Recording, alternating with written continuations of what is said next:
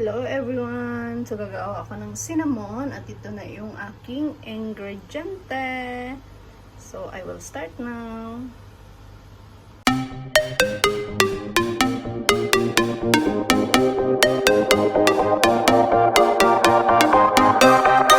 Hello everyone! So for today's video, gagawa ako ng cinnamon roll dahil na-miss ko yung cinnamon roll. So ayan, gagawa ko at ito yung aking ingredients. Yung baking powder, 1/2 teaspoon, 1/4 na salt, 2 and a half sugar, 2.5 teaspoon.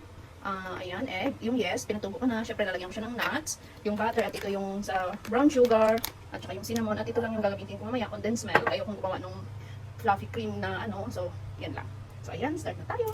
So ayan guys, 2 cups lang ng flour ang gagawin ko sa cinnamon. So, ayoko ng marami. Ayan, saktong 2 cups lang siya. Gagawin ko siya para maging pino. So, ayan.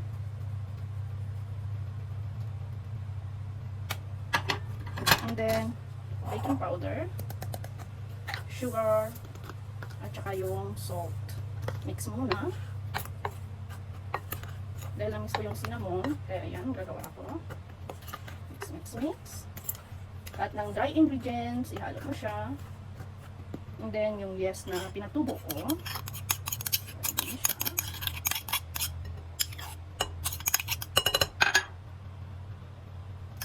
Tapos, yung butter, inimix ko siya sa water na, tawag nito, warm water.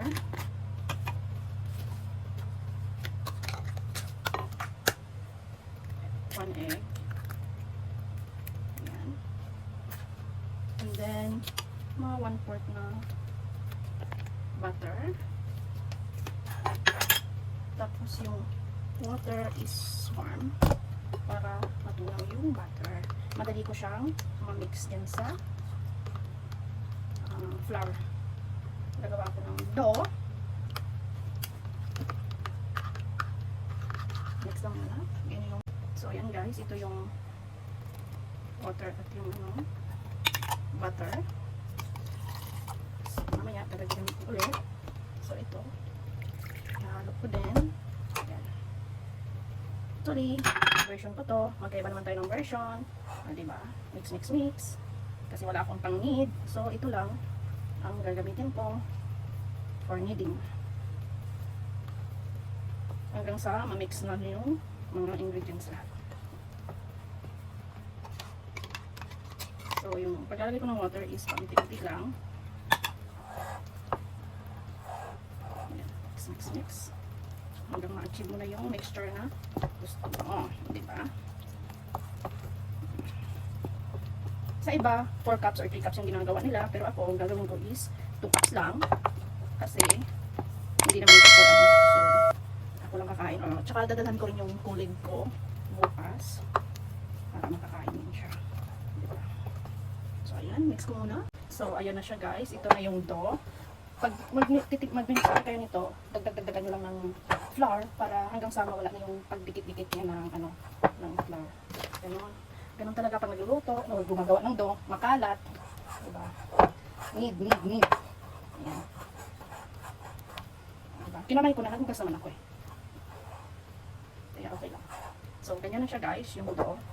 Medyo madikit pa siya. So, ganun pa rin. Ganun lang. Sprinkle lang ng flour para hindi na siya dumikit. Hanggang sa ano na siya. Mabuo na yung dough. So, ayan na yung dough guys. Hindi na siya dumikit sa kamay. Ikikip ko siya sa warm place. Kasi, mas maganda pag sa warm place mo siya ikip. Kasi nakakatulong siya sa pag-alsa ng dough. Ganon. So, ayan. Tatabunan ko lang siya. Nito. At ikikip ko siya sa loob ng oven. Ito na yung dough mga langga. Ikikip ko lang siya sa warm. Pinainit ko yung oven. Kasi pag warm, nakakatulong siya na mag-alsa yung dough na ginawa mo. So, ayan. Diyan na lang muna. So, ayan na mga langga, yung aking dough. As you can see, tumubo na siya. Ayan. At sobrang lambot niya. Diba? So, ayan. So, ngayon naman, magpe-prepare ako ng pang-toppings ko. Yung brown sugar at cinnamon. So, ayan mga langga. Magpe-prepare ako ng pang-toppings ko. 2 tablespoon of cinnamon powder. Mahangin sa labas, kaya maingay yung exhaust fan ko. Tapos, brown sugar, 2 tablespoon lang din siguro. Or estimate nyo na lang guys. Estimate ko lang to eh. So, ayan. Ayan. 3 tablespoon of brown sugar. Tapos, yung butter. Hindi natin yung butter. So, ayan. Melt lang siya. So, kailangan siya, tawag ito, mag-melt. So, iinit ko lang siya ng konti. Wait lang guys ha. So, ayan na guys. Na-melt ko na yung butter. So, dapat maging ganito siya. May cinnamon. Kailangan kong lagyan ng flour. Pero nilinis ko ito mga langga. Para hindi lumikit yung aking dough. So, ayan. Yung aking dough para sa cinnamon. Kailangan ko siyang i-flatten. Para ayan. Diba? Feeling siya mga langga. So, ayan. Kailangan mo din lagyan ng flour yung pang. So, ayan siya, diba? Start na ako sa pagka-flat nitong dough. Pero kailangan manipis siya. Ayaw kong sobrang kapal. Ninipisan ko lang siya.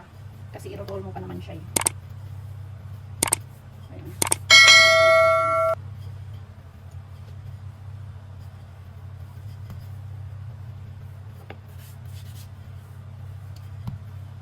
Dapat manipis siya, guys. So, ayun na mga langga. Na-flatten ko na yung dough ko. So, ilalagay ko na itong cinnamon mixture. Sana magkasya ito. Para hindi na ako mag-mix ulit.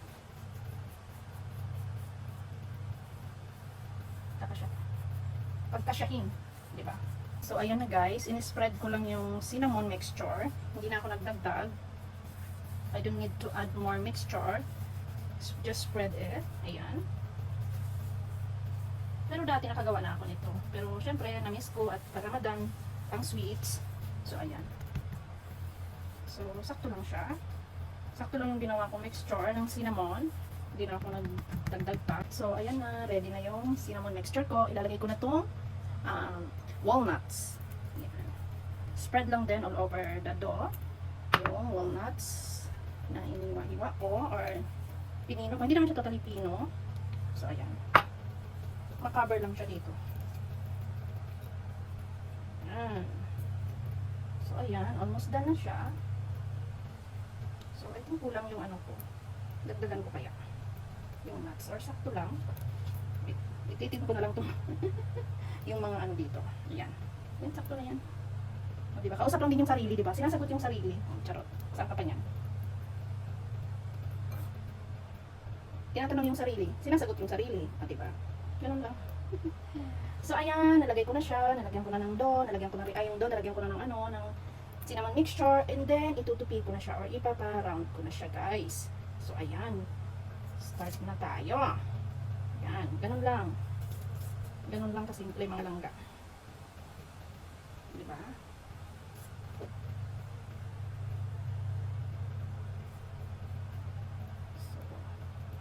Siya, kailangan lang i-tupi. Sige, ayan. Roll, roll, roll. I-roll, roll, roll, roll. So, ayan. Ang haba pala ng pagkagawa ko. No worries. Okay lang yan. So, ayan. Dito natin dito. Para maroon pa ng maigi. Ganun. So, ganun lang. Pambahay lang naman po. Tsaka, wala namang ibang kakain. Kundi ako lang din. Ayan na siya, guys. Yung cinnamon roll natin.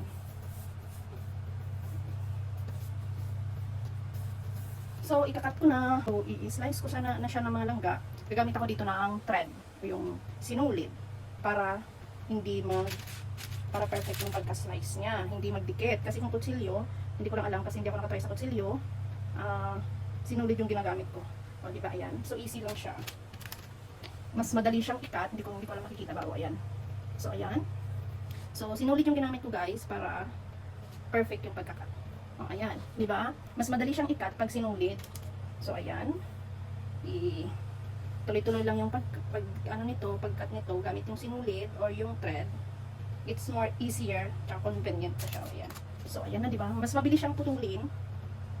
So, ayan na yung dough na in-slice ko. So, ready to cook na siya. Hinatin ko lang din siya. So, ayan. Tutuin na. So, guys, ayan na yung aking cinnamon roll. Malapit na siyang maluto. Guys, luto na yung aking cinnamon roll. Maliliit lang siya kasi yung pagkaka-cut ko is maliliit lang din at manipis. Kaya maliliit yung result niya. Ganyan siya. Pero next time, yung gagawa ko is gagawin kong medyo makapal na yung dough na pagkabilog at saka makakapal or malalaki na yung pagka-cut ko ng roll nito. So next time yun gagawin ko para makita ko yung difference. Kasi ito kasi manipis yung pagka-flatten ko sa roll or sa dough, I mean. Kaya ganito yung result. Tapos yung pagka-slice ko is maliliit din. Kaya maliliit din yung result niya. So ayan ang gagawin ko. Itong condensed milk ang gawin kong pangpatamis niya. So ayan na guys. Ready to eat na yung aking cinnamon roll. Ang cute ng pagkahiwa ko guys. So ayan. But next time, gagawin ko siyang makakapal o yung malalaki gaya nung binebenta. Kasi pag flatten ko nito is manipis siya. And then yung pag-cut ko is maliliit lang din. Kaya maliliit din yung result niya. So ayan siya. So ayan. I'm excited to eat na. Paparis ko siya sa tea. Na yung cinnamon. Lalagyan ko lang siya ng condensed milk. Yun ang gagawin ko para magtamis siya. Yun ako gumawa ng cream. Creamy na ang toppings niya. So, ito na lang. Spread ko lang siya. Konti. Ano? Depende nyo kung gaano kalaki yung gusto nyo. Kung gusto nyo sobrang tamis, pwede din. Ang lakas ng hangin. So, ayun guys. Go. Paris sa tea. Yan na siya. So, ayan ang mga langka. Tea with cinnamon. Ayan. Enjoy self. Diba? Charot lang. So, ayan. Enjoy self na nga. Tea time. Tapos na mag-futur with cinnamon rolls. So, ayan. Thank you so much for watching mga langga. Sa hindi pa nakapollow, please like, comment, subscribe, at bell on na rin para ma-notify kayo sa mga bago kong upload videos. Thank you so much. I love you guys.